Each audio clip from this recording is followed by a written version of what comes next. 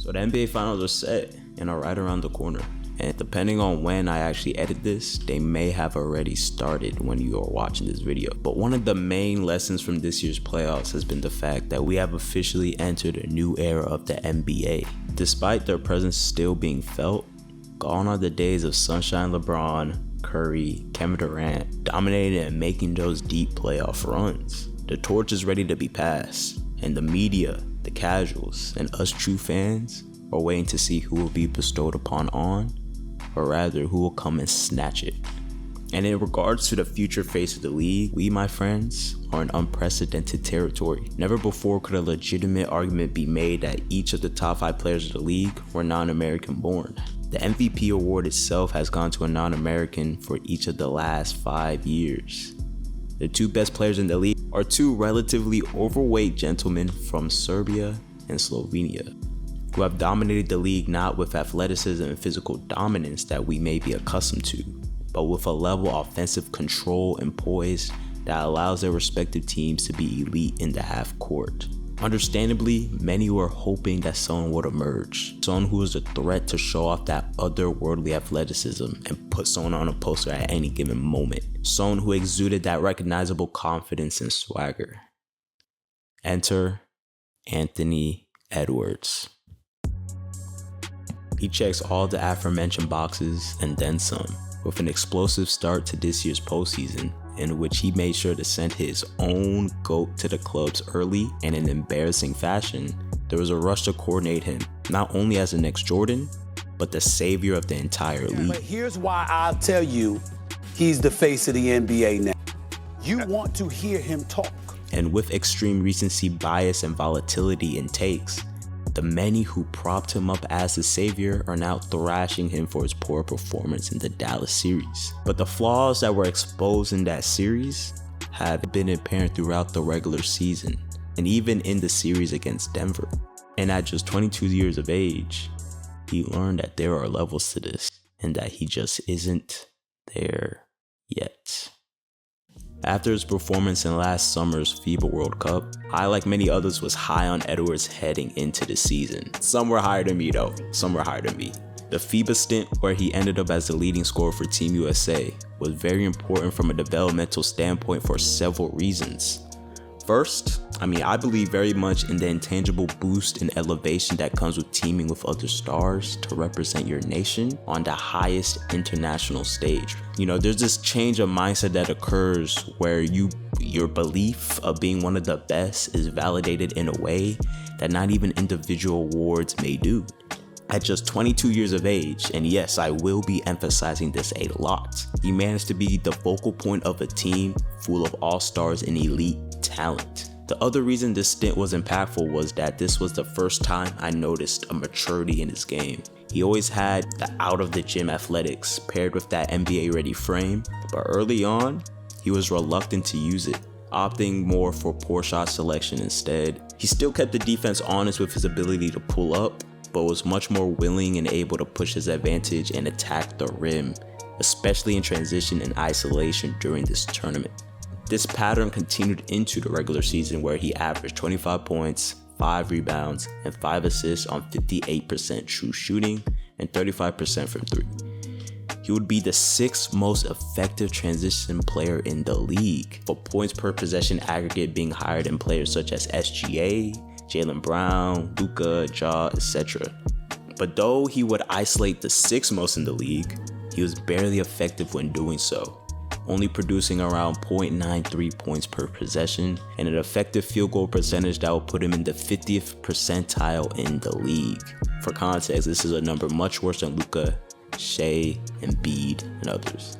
It was clear throughout this season that despite the improvements, Edwards was best in space, whether that be in transition or in isolation with an open lane, the latter which happened relatively rarely due to the twin tower lineups the Timberwolves were accustomed to running, even with Towns and Reed being on the perimeter more often than other big men.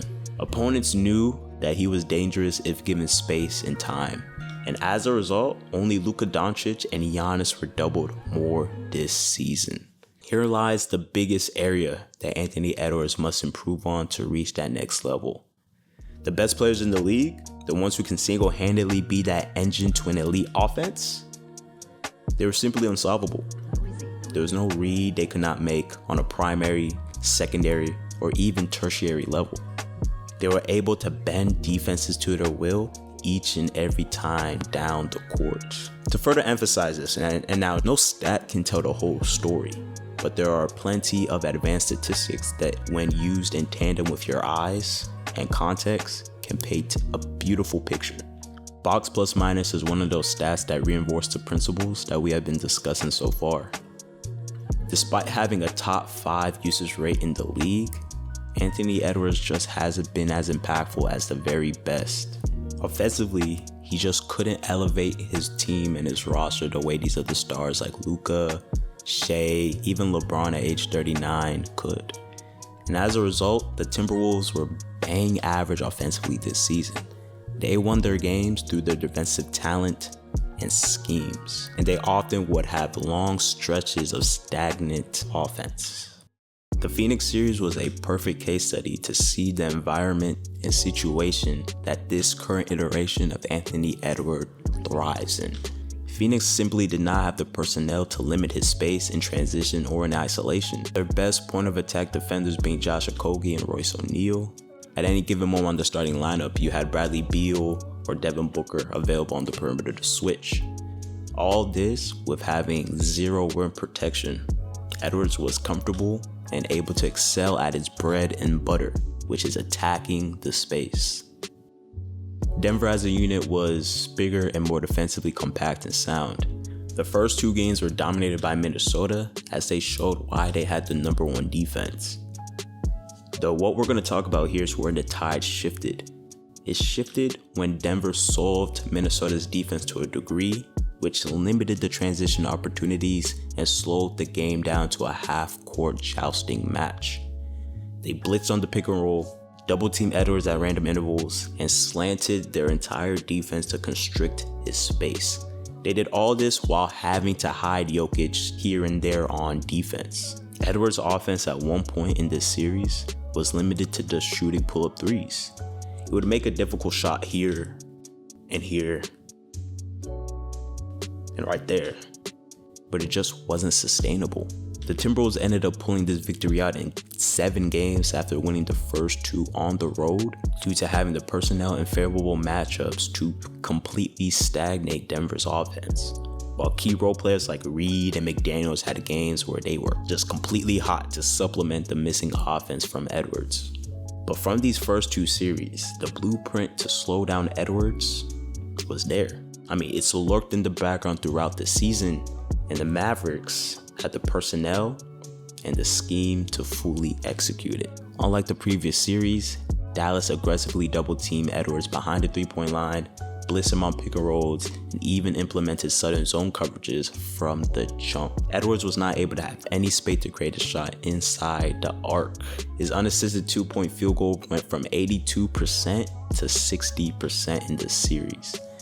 Against Dallas, almost 50% of his drives ended up in a pass rather than a shot, foul drawn, or even a turnover. And throughout this series, there are long stretches of games where the slanted defensive coverages rendered Edwards extremely passive.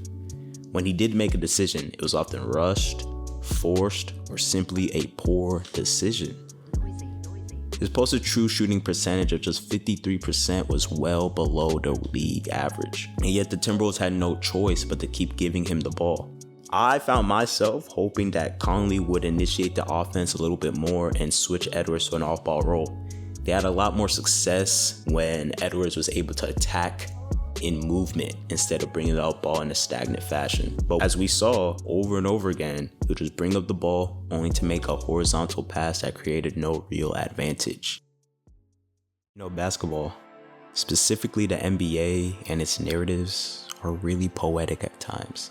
Contrast what I said about Edwards with Luka Doncic, who was actually in a similar pair of shoes in that 21-22 postseason. Luka, fresh off an enthralling 7-game series against a core that had already made the finals in the Phoenix Suns. At this point, he was 23 years old, also in his 4th season.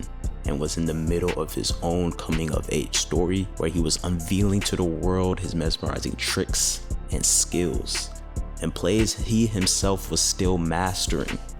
It was this version of Luka that had to go against a proven superstar who more or less had mastered his own craft and was on a mission to cement his legacy. Luka, who at this point has never made a playoff run this deep, had to come face to face with the limits of his game and eventually succumbing to the more experienced, smart, versatile, physical Warriors defense that went on to win a championship.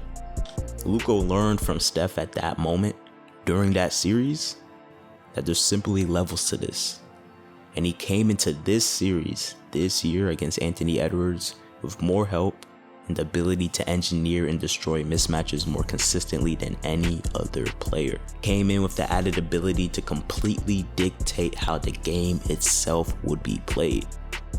Anthony Edwards is only 22 years of age, the same age as guys like LaMelo Ball, Jalen Green, Scottie Barnes, Zion, and he's actually younger than guys like De'Aaron Fox or Brandon Ingram. In fact, I will go as far as to say that he is the best player under 25 years of age, except for, of course, Luka Doncic, who showed him this year that there are levels to this, especially concerning his on-court feel for the game and offensive control. Now, the Jordan comparisons, though hyperbolic and premature in terms of gravitas, skill, legacy, were fair in terms of aesthetic, play style, and as I mentioned earlier, where we are concerning the next phase of the league. Jordan, of course, did not win his first playoff series until his 5th season at age 25. He didn't even touch the finals until his 7th season, and this was at a time where it was easier to have playoff success. Of course, this is all without sufficient context. As non-casuals, we need to make sure that Edwards isn't seen as so ahead of schedule that when he eventually arrives on time, he's not seen as late. A la Jason Tatum.